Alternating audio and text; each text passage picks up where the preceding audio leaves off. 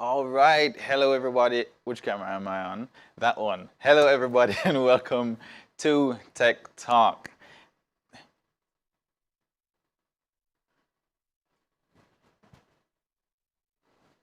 Say that again. Behind me. Okay. Okay. Okay. So, hi, and welcome to Tech Talk. This is another episode. Not sure which number this is. It's probably number 5. Not sure. Haven't been here for a couple weeks, but unforeseen circumstances. But we're back. We're back, and this is an episode I've been looking forward to for so long. Primarily because there's so many questions being asked about this topic. It's a topic that basically anybody who wants to do anything in tech is going to run across, and that is cameras and camera setups. So on the desk here, you could probably see like a bunch of stuff, and there seems to be no real organization of it, and that's deliberate.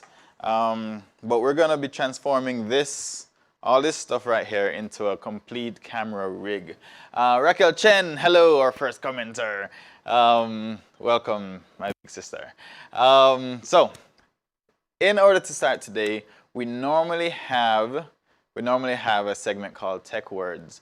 And in Tech Words, we investigate one very big technological word, and we break it down so that we can add it to our vocabulary, and so we can sound smart when we talk to people, as well as so that we can understand different concepts in technology, and so we understand how technology works, the different frameworks that people have put together, the people that has built technology and systems to what it is now. It's really good to see what was their thinking and why do things work the way they do. So that is definitely one thing that we're going to be covering today. Daniel Edwards, how you doing? What's going on? Maurice Sanders is here, of course, and Maurice Sanders Sr. is also here. Ramaya is definitely here.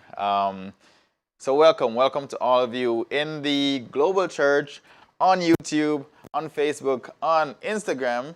I'm seeing people. I'm going to go over here and see who's online. We have Isabel and other people that I can't really pronounce their name.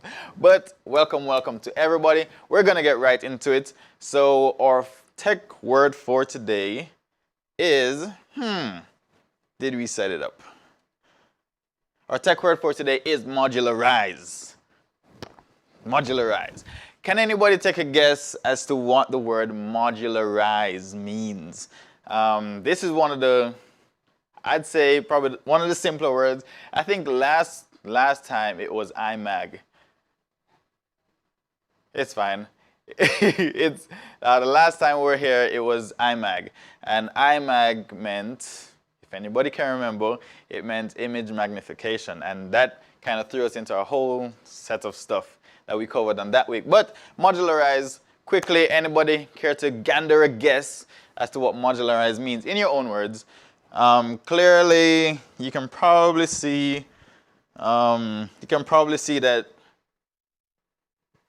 it's probably like 2 words in one. You can probably break it up. You can't see that. You can probably break it up like this. Modularize. What does it mean to modularize something? Can we check the Instagram comments? I feel like people are over here talking. But if anybody else wants to take a guess, that's what it means. But 10 more seconds. You can come to say something about a module, says Raquel Chen. Yes, very good. So like the word says, modularize. You can also break it up like this as well. Modularize. Very good, Raquel. Anybody else? So modularize pretty much means to break things up into modules. And what is a module? I remember in school, they used to call the different classes we used to take modules, and it was supposed to all add to our scholastic diet, and eventually you get a degree because you've done all these modules. But I want to take it a little more basic than that, but I do want to give you the definition first. Modularize, it is a verb, so it's some kind of action. Modularize. And it means to form or organize into modules. Very good, Raquel. form or organize into modules as for flexibility. So that's one of the building blocks of anything tech. If you want to understand technology, if you see something that's really, really complicated, chances are, if you break it down into smaller pieces, or what the tech world calls modules, or if you modularize it, you'll, chances are, have a better shot at understanding it, at building it yourself, and just being able to be better as a technician. So, modularize again, our word for today is to form or organize into modules as for flexibility. So, one of the first examples that came to mind, Daniel Edwards says a section, or to section things off. Really good. Have any of you ever used these as a child? Whether it was the legit version or the bootleg version of these. What are these? Quickly. Anybody want to take a guess as to what these colorful squares are? Somehow it just looks painful. It looks like if you step on it, it's going to really hurt. Okay, Raquel Chen said, oh, I didn't know they had a name for it. I use that process with building cakes too. Now I have a fancy word. Great. Maurice, what's going on? What's going on? Hey, big Maurice, little Maurice. Okay, LaRonda McBride says Legos. Yes, these are Legos. Something that many of us would have been familiar with. If you have children, chances are you're very familiar with these. The thing I really loved about Legos is that if you have a whole bunch of them, it's like you could pretty much build everything or anything. And this is actually, I guess, what they're trying to form into in the minds of the children. If you have building blocks and all of them fit each other in any way you want to, then you can build anything out of it. So out of these Legos, you can build something like, this is actually Legos here. This is actually, I think this is in Sydney, Australia somewhere. They built the amphitheater out of Legos because people have clearly nothing to do with their time. So they built all of these. The base is made out of all blue Legos. Coming up, you have brown Legos, and this probably took somebody months and months to do. But if you look right here, that this right here, that's probably one Lego right there. But if you zoom out, that looks so insignificant. Yeah, I think I zoomed in too far. Yeah, that looks so insignificant in the whole scheme of things when you look at the whole thing. So yes, it just looks like it takes a really long time to do, but that's the whole concept. If you have these really small building blocks, you can really make anything out of it if you know how to use it. Another way you can look at this is a less technical way. And if you look at this city, wherever this is, these highways systems, have you ever just, okay, Daniel said he wouldn't want that job. Have you ever looked at the structure of your country? Anybody that's online, which country are you from? Rep your city. What city are you from? Let's see if we can make this a little more practical. And in addition to what city you're from, what do you do as a profession? What is your professional profession? What's your career path right now? Type. Type it in the Global Church. Type it in the comment section. I want to know what is your niche, or where do you fit in just as a career? What do you do? Type. Come on, Maurice. I'm not seeing you typing. Come. Lazy. Okay. This is a city. Not sure where it is. It's Houston. It looked like Houston.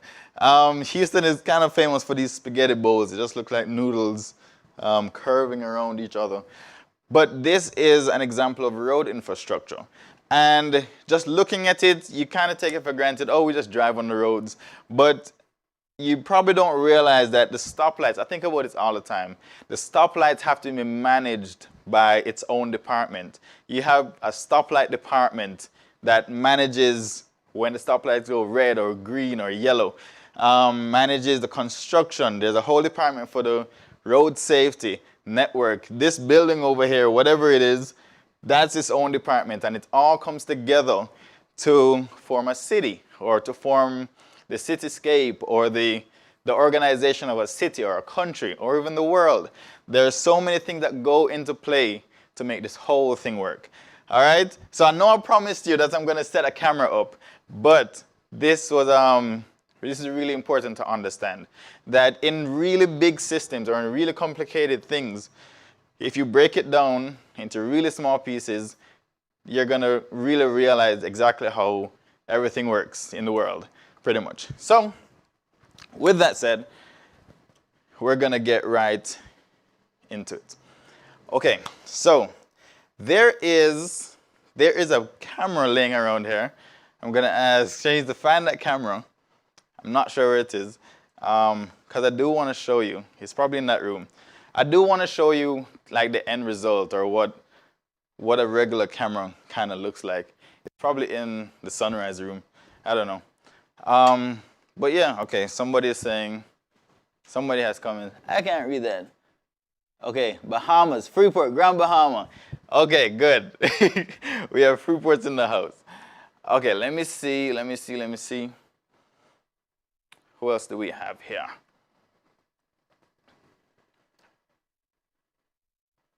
Okay, Raquel Chen, Kingston. I create cakes sometimes.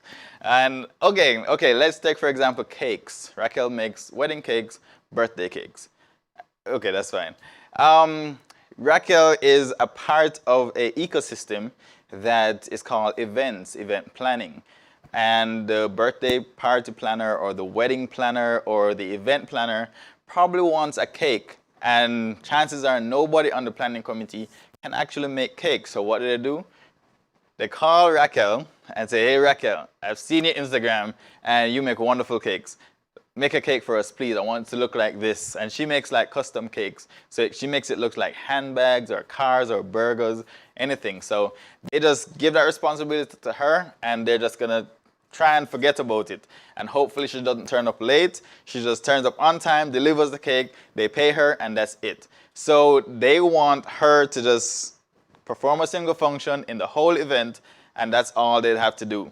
She'd perform her function, they call somebody else for the decor, they call somebody else for the camera work, they call a photographer, and hopefully everybody just comes in and makes one beautiful event. So that's kind of the idea behind modularization. It's an organization, it's like administrative, that if one person does their job, the next person does their job, everybody does their job, then everything will work out fine and the event would be great. So that's the whole idea behind modularization, huh? Yeah, that's good. Thank you. Okay, and Daniel Edwards said he plays music and does sound and lighting. Another thing in events, so Raquel and Daniel would probably end up at an event together. Raquel would make the cake. Daniel was hired to do the sound and the lighting. And they have completely different jobs, but the same event, and the administrator or whoever's running the show is depending on everybody to do their job. Are we understanding this whole concept? I promise it's important. Okay, Maria says yes. Okay, so I want to show you this. This is our little dinosaur. We keep him around for nostalgic effects. Hey, Instagram, haven't forgotten about you. We keep this around for nostalgic effect. It's a camera that we don't use anymore. It is a, it's a Sony. It's a Sony something. It's a Sony HXR MC 2000N. Full HD. We've had this camera, let me see, what year was this made? 2013. It's a good little while. It's technically not out of date. We just don't use it right now. Because the color on it, we don't really like the color. It doesn't really blend well with the other cameras. But it was a camera that we had in our setup. And the thing about this camera is that everything is all packaged into it. So you have, let's start with the back. You have the power. The power is in the battery right here. Let's see if I can put it down here so you can get a closer look. Okay. Clean up, clean up. Oh, there's the mouse. Okay, so this is the camera. Let's start at the back. Why would we start at the back? Let's start at the front.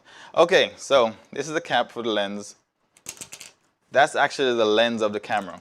So just like how your eye has the part that the light goes into, it shoots on the retina, all that fancy biology stuff.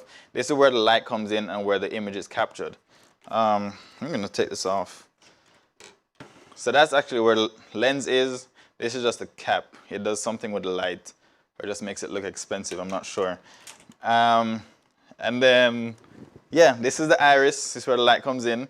This is a wheel that does the focus or the zoom or whatever else you tell it to do.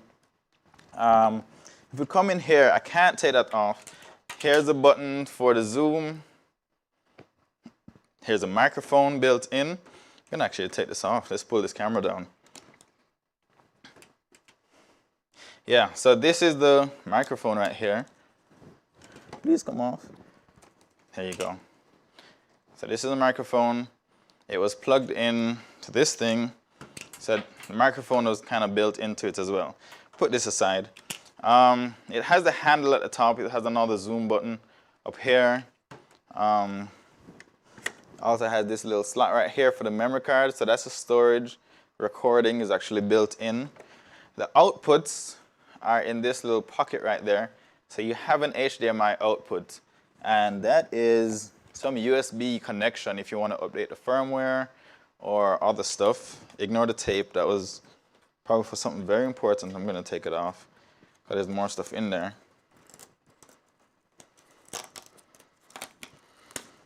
Okay. In here as well, I think it's sealed shut. Okay, in here as well, you have these. When last have you seen these colors? You have the red, white, and yellow. That's for the analog output. In case you don't have an HD setup, that's yellow is video, white and red is audio, and you have green, blue, and red. So this indicates that this came out when HD was just a thing. Like, HD just came out. So this is component outputs. All right, around the back, you have, what is that? This is the remote control where you can connect something to do the automatic zoom. Oh no, they can't see on Instagram. Okay, can you walk around this side with it? Thank you. Yeah. She's so nervous. Everybody say hi, Shanice. Okay, so come around this way. Yeah. So this is a headphone jack as well in case you want to monitor the sound. As far as power goes, this is the battery. Press that button. This is battery and power. What else do we have? You have the power supply in case you want to plug it in. Around this side, you have a little speaker here if you want to monitor the sound. Right here, you have a viewfinder, which shows you what's going on in the camera, what you're recording, what you're seeing. You also have a little eye thing. I'm sure there's a very technical name for this eye thing, but this is where you put your eye to look in there so you don't have any interference from the outside lighting. What else? You also have like a light. It's kind of like a tally light, so the person knows exactly which camera is recording or whatever. You have a button here to take pictures with as well. So yeah, this is pretty much the anatomy of an all-in-one camcorder. However, there's some reasons and there's some things why I actually have moved away from using these. Because, of course, they're all-in-ones. Everything comes in one. You normally, it even has a little shoulder mount. You can put it on your shoulder, look through the viewfinder, go up here, you can put your headphones in the back, monitor the sound and everything. It really is compact and all-in-one. You just grab this, you get a memory card, slip it in there, you record it, and you go. Really, really, really convenient. However, there are some disadvantages to this. Yeah, there are some disadvantages to this. Mainly is that I can't change this lens. So So this lens at the front of it, I'm kind of stuck with this lens forever. And if, depending on how long you're in videography, photography, you're gonna kind of realize that different lenses do different things for different purposes. So if we wanna do like a dramatic shot, you may want a lens that does different effects. If you're in a broadcast setting, you may want something that does like a far zoom, depending on your setting or your environment. You may want something that just does something different, and you can't change this lens. So whatever this lens does, that's gonna be it for the life of the camera. Yeah, just different things. The microphone that's built in, it's an alright mic, but it's not the best. So I might want to change the microphone out. Just different things. You also have another class of camera, or another type of camera. I'm gonna put this down. You do have another type of camera, and these may just look like regular picture cameras that people just take pictures with. But from the get-go, major advantage is that I can do this, take this lens off, and put another lens on it. So I can always change my lenses and get different effects. That's the major advantage of this. Another major advantage is if I could have opened that other camera, I would have shown you what's kind of called a retina or the sensor. Inside, it's much bigger than the one that I showed you just now. A bigger sensor means a better picture. More like a bigger retina or a bigger eye. Like if you could change your eye and get a bigger eye, then that would be this, like a better sensor. And once the sensor is better, it kind of makes everything better. What camera are you guys using in Texas right now, brand and model? Okay, I'm getting to that. I'll come to that later. But yeah, so this is a DSLR camera. DSLR, somebody puts in the comment section whatever that means. I'm not sure. Digital something. That's a good question. What does DSLR mean? But this is a DSLR camera. However, there are disadvantages to this as well. First of all, the microphone on it is not great. Chances are you're going to want to choose a different microphone from the get-go. Second of all, if you're sending, let's do one of the close-ups of this. Okay, so this is the anatomy of the DSLR camera. You have the lens, which is obviously detachable, as I showed you before. You can attach a different lens. You have that little mirror inside of it, and you have the sensor behind it. Try not to keep it open for too long. It has the focus. This is a focus. This is a zoom. This wheel right here, and there's another wheel up here. Right here. All right, Jarrell, digital single lens reflex camera. Awesome. What does that even mean? I don't even know. But clearly, it's a single lens camera. One lens on it at a time. Yeah, and it's digital. So you have the lens, you have the shutter, you have all the little things that serves for taking pictures and stuff. You have buttons here. One is for the ISO, one is for the display, one is for the different settings. You have a whole wheel here for the different camera modes and stuff. You have your on switch, video switch. You have your card reader back here, which you put the memory card in.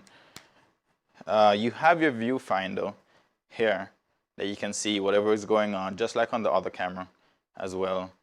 And you have more buttons back here, you delete, play. So it's really set up like a photography camera because that's what it primarily is, but it also works great as a video camera. However, it doesn't readily work as a video camera right out the box. Kind of does if you're recording straight to the camera, but if you want to put this into a broadcast setup, it gets a little bit more technical. All right, so we're going to show you how to attach all those little components, all those little pieces to make this into this. All right, so let's go. All right, so let us start out with this. First thing you're gonna need for whatever camera you're doing, whatever camera you're using, is a tripod. A tripod keeps your camera nice and stable, it keeps it level, and it's easy to move around from left to right, up and down, stuff like that. So it just gives her a much better shot. So I'm gonna stretch out these legs. This is one of the cheaper types of tripods, but it serves a purpose if you're just standing it up one place, a fixed shot. I think this one goes up to about 60 inches. So let's get all these legs out. There you go. So you're seeing the tripod right here, and we're gonna leave that here. Okay, so yeah, this is the tripod. The first thing you're gonna want to do is you have something that's attached to every tripod called a tripod base, or the plate, the base plate of the tripod. This one fits directly into the head of the tripod here. It fits directly in there, but this part connects to your camera. So you can just slip it on, click it into your tripod, easy going. So on the bottom of every camera, chances are you're gonna have this hole. It's a threaded hole and it fits perfectly with this. This is the first thing you wanna do. Just attach this here, kind of screw it in like this. Turn it around so it's facing forward. There you go. Now the camera has a base on it.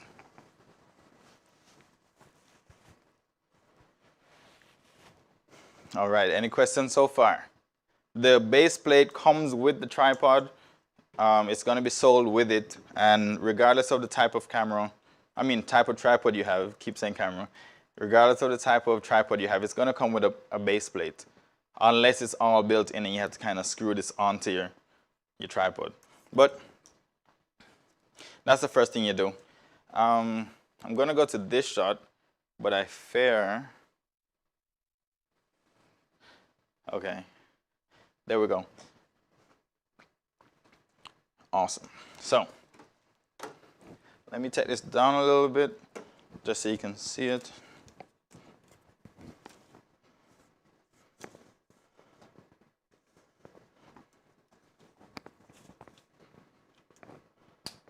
Great. Let me take this off. So here you have the tripod. I'm gonna point it. I'm gonna use it just like I'm using the camera. I'm gonna slip this in. Different tripods go on differently, but this one kind of unlocks right here. And now it's set. Now I can move this around wherever. Okay, so one of the things that you're gonna face, which I think is probably like the first thing that you're gonna have to challenge, is that these cameras are not readily made to just stay on all the time. Chances are it's gonna have a battery, and the battery is gonna have to be changed like every 30 minutes. And for church services or like any event that's longer than 30 minutes, that's gonna be a challenge, because you're gonna have to stop the recording, stop sending signal, and change the battery, turn it on, and hopefully it keeps the settings so you don't have to do it all over again. So one of the first things that you're gonna need, I don't know if this is the right order, but what I do many times, all the time, when I'm using these, I get these dummy camera batteries. So you have a space right here for the battery, and it's expecting a battery, but they sell these as well, which kind of becomes an adapter, because it doesn't really have a hole for an adapter, so you have to kind of make it work. So what this does, it slips in there just like a battery. You close it, and then now this is something that you can plug in. This solves a lot of your problems when it comes to it being on all the time, it being on whenever you need it to. So now this cord stretches out, and I can plug the other part, which is this part here. I can plug this into the wall and plug this and then plug this into the to the camera. All right, so that's what we're gonna do. First of all, I'm gonna put this on right here. I have my plug here, and I'm going to take this off, untangle it, plug this in, click, and now the rest of it can be plugged in later. Or we can plug it in now. The good thing about these is that you can use some of these lower profile extension cords. Like this is just one of those cheaper extension cords. It's like a lamp extension cord. Because cameras and the screens and the different components we will be using doesn't draw much power, you can get away with something of a lesser ampage, because it's not going to pull that many amps. So one of these is fine. It's low profile, so it doesn't look that bulky on the tripod setup, which is something that we're going to be trying to maintain. Hold on. Yeah, we're going to be trying to maintain a clean setup for this as well. So let's go back to the demo. And I have this end of the power. I'm going to plug it into this. Plug it into this. Plug this into the ground somewhere. There's a plug. Let me go find a plug. Okay, I found a plug. Yeah. Voila. It's plugged in.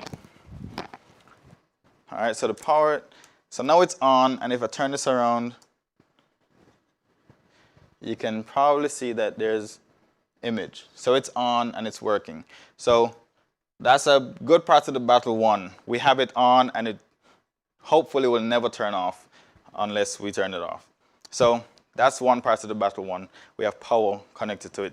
The next part is, I guess, disadvantage of this is that even though you're seeing stuff on the viewfinder now, once you plug in an HDMI cable to it, this is going to go dead.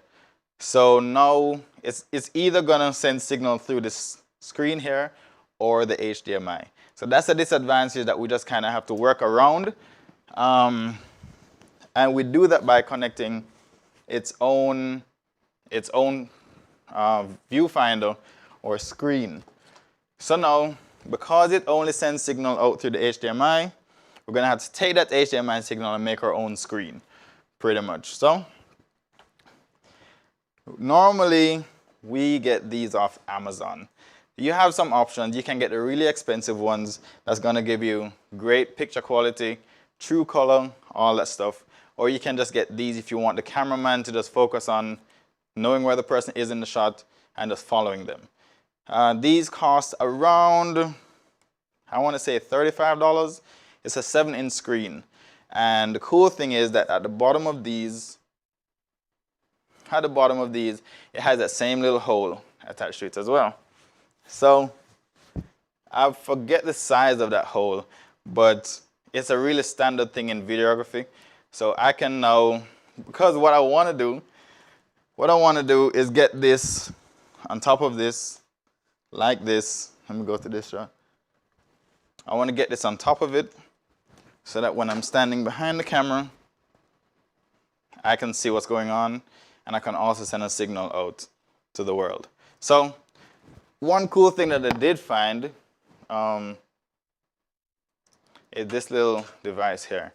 What this does, you're able to screw this on.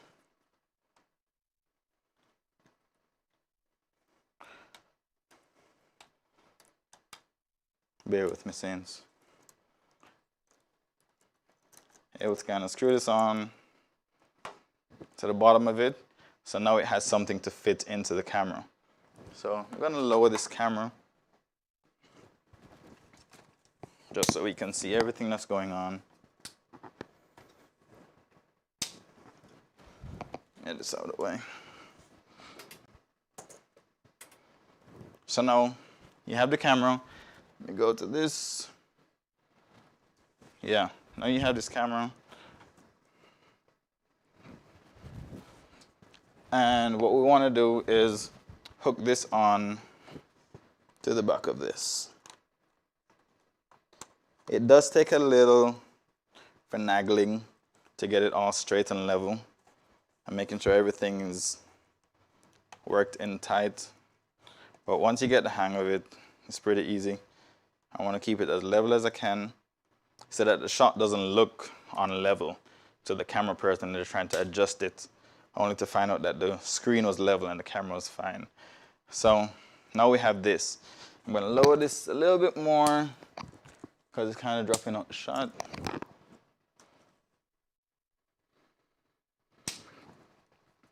Yeah, so now this is kind of what it looks like right now.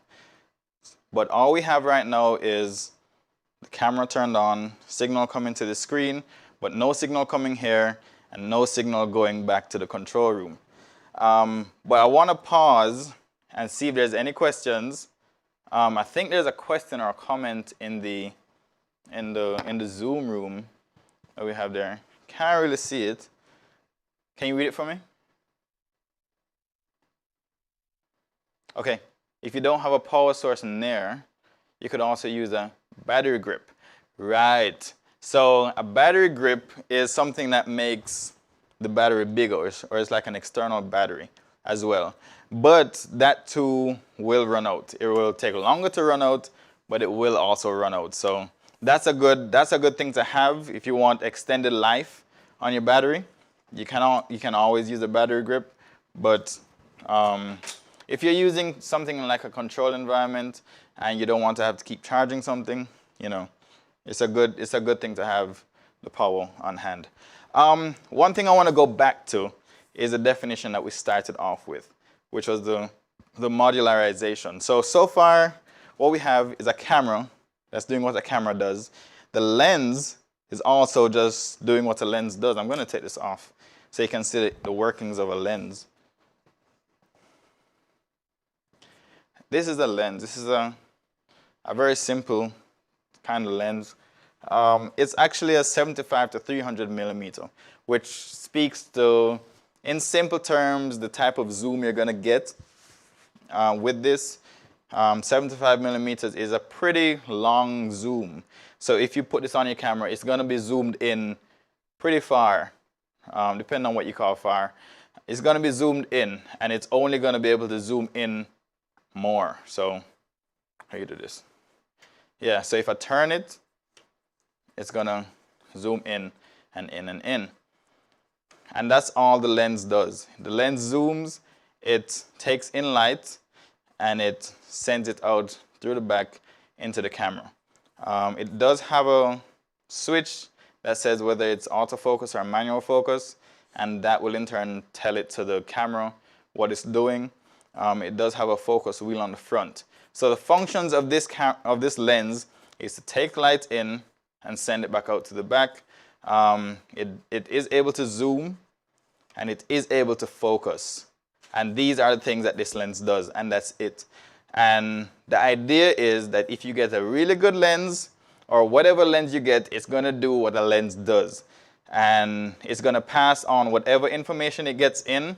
It's going to pass it through the back, and that's going to be it for the lens. The lens does nothing else, nothing more, nothing less. It just does what a lens does. And so when you clip it onto the camera needs a lens to work. So whatever lens you put on it is going to do what that lens does. That's why people sell different lenses, because different lenses do different things. So if you put this lens on it, it's going to go from 75 millimeters to 300 millimeter, and that's going to be it. We're not going to get into the details of like what all of that means, but the concept is that lens does what a lens does.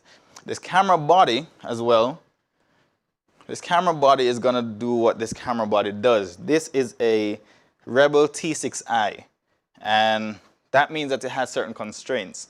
Like it can only send 1080i. It doesn't send 1080p. It doesn't do 4K. It only does 1080. The color, the sharpness, the crispness, that's all going to be the function of the camera. So the camera can only do so much, and whatever camera you put in the rig is going to do what that camera does, and that's it. It does take an input from the lens, so the lens does what the lens does, sends into the camera takes that information, and it's going to send it out through the HDMI port. And once the HDMI port sends it out, it's going to send it out through a cable. So this cable, it's an HDMI cable, a mini HDMI on one side,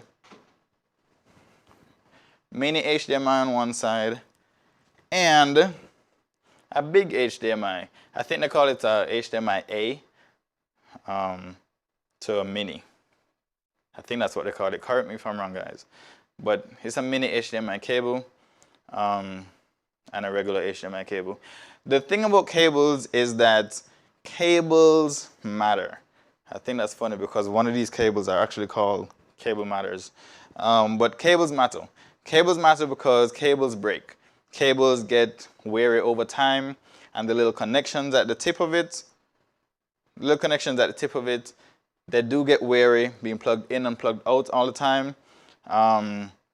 These are extremely delicate inside, so that being plugged in and out all the time, that's going to matter as well. Not all cables are the same. If you're running a 4K camera, you're going to want to make sure that it can run a 4K signal through the cable, because that matters as well. And just the life and longevity of the cable is going to matter. Chances are it's going to be directly relative to the price of the cable. But this is one of the lower cost cables. I bought a pack of 12 for I think $20 because we just know we need a lot. And because we don't plug these out very often, they stay in. So once they're working, that's fine. It lasts much longer if you're not pulling this apart all the time. So you can get away with a cheaper cost cable. So I'm gonna wrap this up nice and neat because the cables do get out of control. I'm gonna actually fit this around my lens.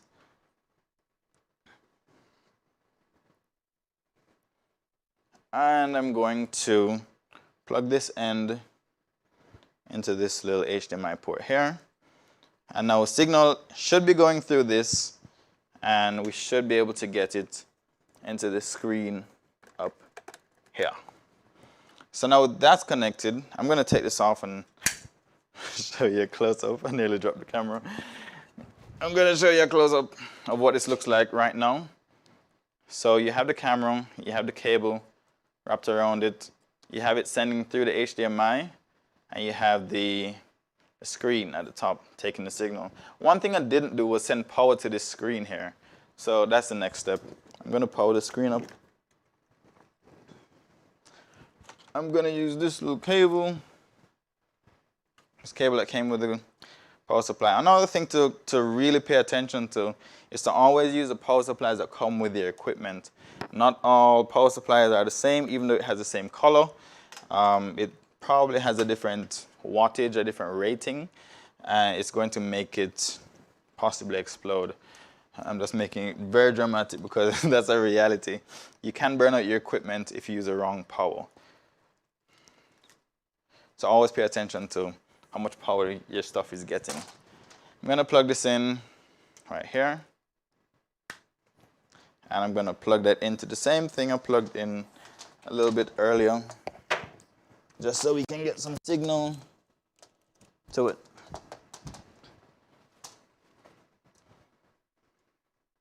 All right, so a lot of the time when I'm troubleshooting, I'm depending on certain concepts. I'm depending on a concept that the screen is working, and that's just an assumption that the screen is working. So I just plugged it in, and it took about 5 seconds. And in those 5 seconds, I'm like, why is it not coming up? What's wrong? Is there anything wrong? Is the screen working? Was the screen working the last time? Are all my cables connected? So all the time I'm working through those things. But at the base of my reasoning is that the light is coming through the lens, the camera is doing its job, HDMI port sends out the signal, it's sending a signal to this, and yes, we do have a signal on the back of this. It's saying to press this button, and now here you go. Now you have an image on this big screen. So now your rig is coming together. You're able to do what you're doing on this, zoom in, zoom out, focus. Let me go to this one. Yeah, I'm able to zoom in, zoom out, focus a little bit. It's a little close. Okay, yeah. So the focus is weird. Yeah, but it's doing it. So the signal is coming through the HDMI and the signal is coming in here. However, there's a problem. We don't just want this to come here, we also want this to come to the switcher or the control board or the OBS. Whatever you're doing, wherever you're sending the signal to, you still want it to get there. So the signal coming straight to this is no good. So there's another device that you always have to keep really handy, and that's a HDMI splitter. What a HDMI splitter is, chances are your devices are only sending out one HDMI signal. So you want to send it to a device that can share your signal. So it distributes the HDMI signal. So it takes in one, and let me see if I can find this. Takes in one, and it's called input. So you plug it into the input, and then on the other side, you have two outputs. I really like these for some reason. They're one of the cheaper ones on Amazon, but for some reason, many times it doesn't need external power, which kind of breaks all the rules of HDMI splitting. But it's really stable. It goes all the way up to 4K, and it really just works. It's one of the devices I don't really have to worry about many times. So yeah, although one did kind of fail on me yesterday, but hey, I'm not really sure if its verdict still out. But for the purpose of this demonstration, I am going to plug it into a power supply. It uses this little USB thing. So I'm going to plug in the USB, and I'm going to plug the same power into the power strip I had down there. One thing I like about these is really small. On the back of this I have Velcro, and on the back of the screen here I have Velcro as well. So I'm going to just snap this on. I'm going to snap that on so it just stays in place. I'm going to send the power down. We'll clean it up later if we have time. I know that's working. And now instead of sending the signal straight to the TV or the screen, I'm going to send it to the splitter instead. So the input now, let's take this off. I'm going to plug it into the input source, the input port, and I'm going to snap it back on to the back. Boom. Now, these are another thing that is really helpful in your rig, and that's really short HDMI cables. I think this is like 4 inches or 3 inches. It eliminates all that bulky wiring on your setup. So I have maybe like 10 of these that really come in handy if you have a device one right beside another and you don't want a whole roll of cable connected to it. Really short HDMI cables. And we're going to plug one in. So now the concept is that the splitter, what it does, it takes one video signal and sends out 2. And hopefully you never have to worry about anything after that. So once it's getting one signal, whatever you plug into these output ports, it's going to work. And we're just going to trust that it works. Outputs, plugging one output in. We're going to plug the other output into the screen. Let's see what happens. 5-second rule. There we go. And it's working. Cool. And the good thing is that now I have a whole nother HDMI port that I can send another signal all the way to whoever needs it, whether it's a computer or the switcher or whatever. And now that has kind of eliminated the disadvantages of using a DSLR over a camcorder. Because whereas the camcorder had this viewfinder that would always stay on, regardless of you plugging it in to the HDMI, which we kind of created just now. When you plug it into the HDMI, this doesn't turn off. Whereas this, if you notice here, there is no signal on this. This turns off. So that's one of the toss-ups, but there's a workaround. And that's what we just did. We worked around all of that. Put it on the tripod. We have the signal coming here. And now we have a free HDMI port to send out wherever. There's many more things. This is like the most basic setup you're gonna see for a rig. there's many more things that you can attach to a camera. Because the camera has so many ports, it has a microphone port. So technically you could take a microphone, plug it into the microphone port, mount it onto the camera. You could do so much more. And the thing is that this camera has so much more settings that you may not have had with a camcorder. The color is, chances are, it's going to be better. You have much more control over the ISO. You have more control over just different things, things that really make you able to fine-tune an image. DSLRs have that advantage. I know some of us in the comment section are Panasonic fans, some are Nikon fans. Yeah, Maurice. Some are Nikon fans, some are Canon fans. And the Canon fans, of course, you know, are the more sensible ones.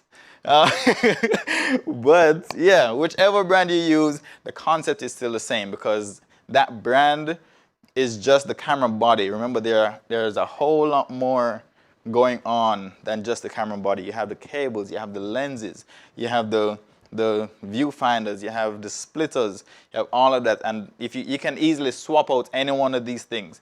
That's another thing with it being modular, that like the definition said, it lends itself to flexibility.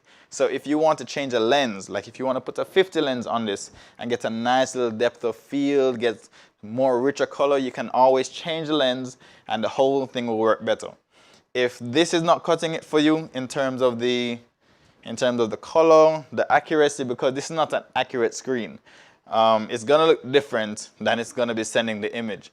So if you want a more accurate screen, you can just pop this off, put on a better screen on it, like one of those video assist, the Atomos screens, more expensive screens.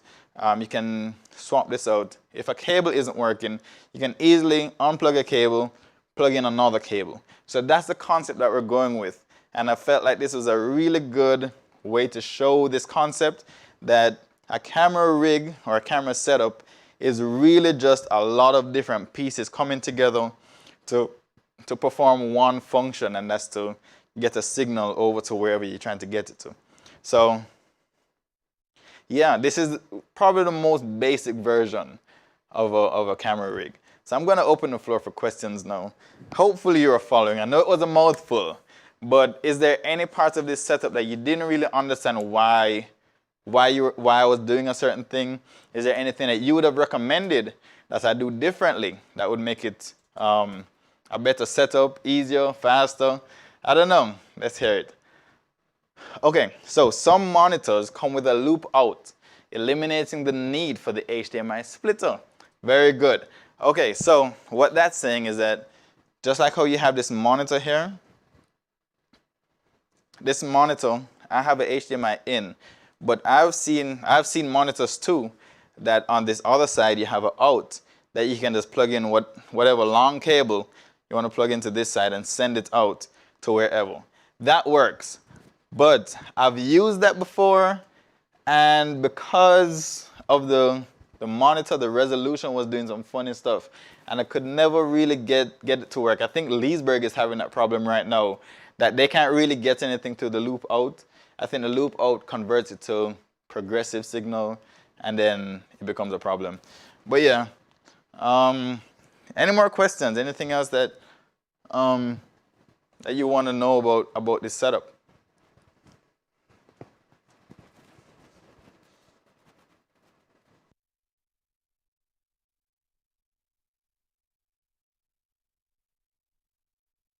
How about you, Ramaya? You think you'll be able to set this up? Because remember, you do have two of these in your location, Miss Ramaya. This is particularly for people like you who do have setups like this and are having trouble with your cameras. Do you understand this? That's a direct question. Do you understand this setup? Do you think you're more able now to kind of troubleshoot or understand what each of the little pieces do? Okay, Gwendolyn Clark is asking, what's the best camera to use? That is the age-old question, the age-old debate. The real answer, I believe, is that there's no best camera to use. It really depends on what you're trying to use it for. Yes, some cameras are better than others, Some cameras do more things. Some cameras are suited for different environments. But you have to see what is my environment. And your environment can be things like, what kind of lighting do I have? Do I have really good lighting? Do I have a really large space? Where is my camera going to be positioned? Because these cameras here, one of the things about these cameras and these lenses are they tend to have a pretty long zoom. Some lenses actually don't have any zoom at all. And that's not necessarily a foolish thing for a lens not to have. They're called prime lenses, or I think that, yeah, prime lenses, where there is no zoom. It just stays at one zoom level and you have to actually move the camera. But prime lenses do spit out a really good picture. So there's always a toss-up and stuff like that. Camcorders, meaning like these cameras, these all-in-ones. Another question that I would ask is, what's my staff like? Do I have people that can really operate a DSLR? Are they willing to learn?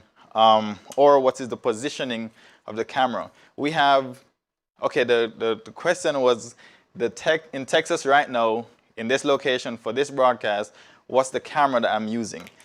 Right now we're using Canon XF 405s. That is, how much was it?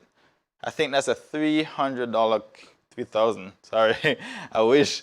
I think that was like a $2,500 or $3,000 camera. We went for the $3,000 version because that did come with the SDI output, which we do use in our operations. The SDI does not send out 4K, so that was a little challenge, but XF405, that's the model of our cameras that we're using now. We're finding out different things about the camera, like there's some toss-ups, like there's some compromises that come with any camera. You're not gonna get everything in every camera. Even if you buy a $50,000 camera, you're not gonna have everything in every camera all the time. You're gonna have to find out what do you want, what the look you're going for. A good thing to do is, just like that question asked, go on YouTube and find different looks that you're liking, and chances are if you ask them, they'll tell you what kind of equipment they are using, and then now you can kind of judge, okay, this kind of camera gives me this kind of image, so that's the kind of camera I'm going for. But there are thousands of cameras out there, hundreds of distributors and models and brands, so it's really up to what do you want the camera to do. All right, could you send me a list of the different pieces somewhere so I don't forget? I do believe we have a list of those, so I am definitely going to send that to you. Application is key for camera choosing. Application, that's true. Application meaning, what are you going to be using it for? If you're going to be using a camera for a very small space, my recommendation would be to go for something like this that you can put on like a really short lens, like a 25mm. This is a 75mm lens. A 25mm lens is really good for small spaces. So if you're at home in a small office and that's where you're doing your broadcast from, a very short lens is really good. If you can get the space to a 50 lens, that will probably be perfect, because the 50mm lens gives you a nice little effect where the background is blurry and the foreground is sharp. Different things like that. It's a whole area of research, and there's probably a lot of videos in terms of choosing your cameras. But those are some of the considerations. First consideration, do I want an all-in-one, or do I want something that's more modular, that I can mix and match different pieces to get what I want? Any more questions? Because we are almost out of time. Remind, did you answer? Let's see. Any more questions around the back? Say it again.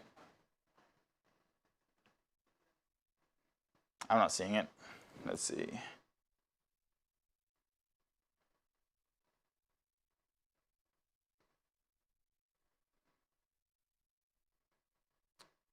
Oh, she was talking? Oh. Let me see. Okay. Could you read it if there's any more questions or comments? Okay, yeah. That looks like pretty much it. So we are going to call it a day for today. Yes? No? Okay, yeah, we're gonna call it a day. Is there any more questions? Okay, yeah. That's gonna be it for today's Tech Talk.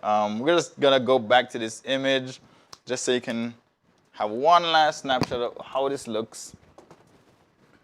Again, all of these things are very modular, so you can change out any of these devices.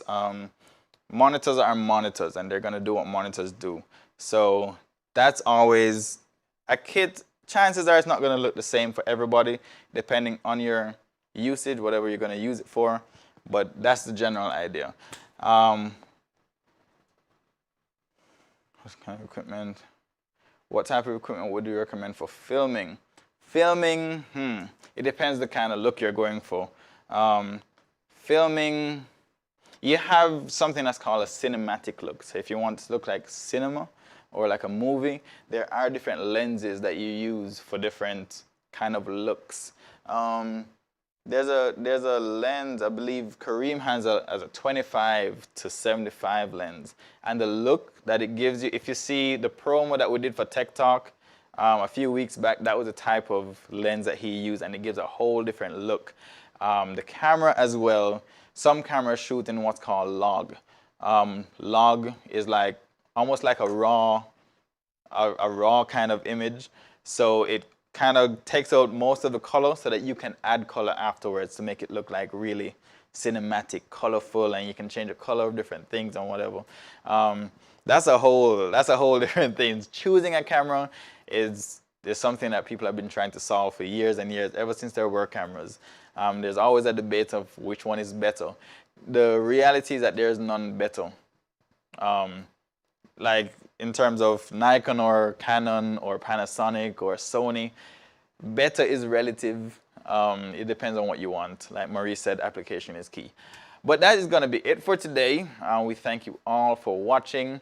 Thank you all for joining us today. I hope you had fun. I hope you learned something. Thank you very much, Raquel Chen, for hanging in there. Thank you, Kirk. Thank you, RJ. Thank you, Maurice, Ramaya, Big Maurice, Tyler, what's going on? Good to see you here. That's going to be it for us today at Tech Talk. I want to thank my lovely assistant around the back there, my wife. She said that's right. Thank everybody for joining. Hope to see you next week. Hopefully we can get the flyer out early in the week so we can get more people in here. But that was great. I really enjoyed this. I've really wanted to do this a long time ago, so I'm glad we did it. So yeah, that's going to be it. We're going to be covering audio one day. We're going to invite Michael Thomas to cover some audio equipment. Well, that's going to be it. Tune in next week. Send me some comments. Send me some ideas what to do next week. What's the kind of ideas you want to discuss on TikTok? I'm probably going to have to call Jarrell because he probably wants something taught too. So thank you all. Thank you, RJ.